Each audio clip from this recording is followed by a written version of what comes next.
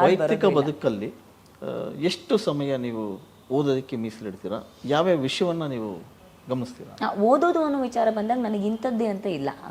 ಆಸಕ್ತಿ ರಾಜಕೀಯ ಮತ್ತು ಇತಿಹಾಸ ನನ್ನ ಆಸಕ್ತಿ, ಮತ್ತು ಇದು ಧಾರ್ಮಿಕ ಏನು ವಿಚಾರಧಾರೆಗಳಿದೆ ಅದಕ್ಕೆ ಸಂಬಂಧಪಟ್ಟಿರೋ ನನ್ನ ಆಸಕ್ತಿ ತುಂಬ.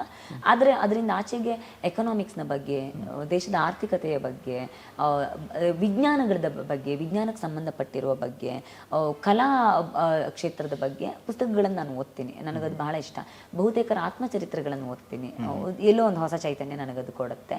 ಅದರಿಂದ ಆಚೆಗೆ ಪುರಾಣ, ಇತಿಹಾಸ, ಪುರಾಣ ಮತ್ತು ಅದೇ ಈ ಧಾರ್ಮಿಕ, ಈ ಮಹಾಭಾರತ ರಾಮಾಯಣಗಳ ವಿಮರ್ಶೆಗಳು, ಈ ಥರದ್ದು 18 ಪುರಾಣಗಳ ವಿಮರ್ಶೆಗಳು, ಈ ಥರದ ಪುಸ್ತಕಗಳ ಆಸಕ್ತಿ.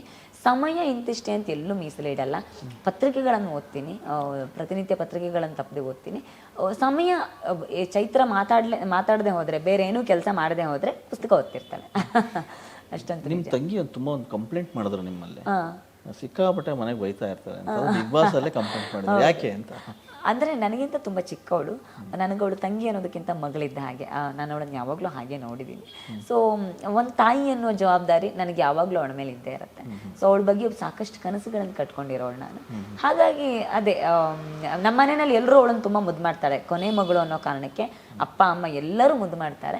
ಸೊ ಎಲ್ಲರೂ ಮುದ್ದು ಮಾಡುವಾಗ ಮನೆಯಲ್ಲಿ ಯಾರೋ ಒಬ್ಬರು ಸ್ಟ್ರಿಕ್ಟ್ ಆಗಿರೋರು ಯಾರೋ ಬೇಕಲ್ಲ.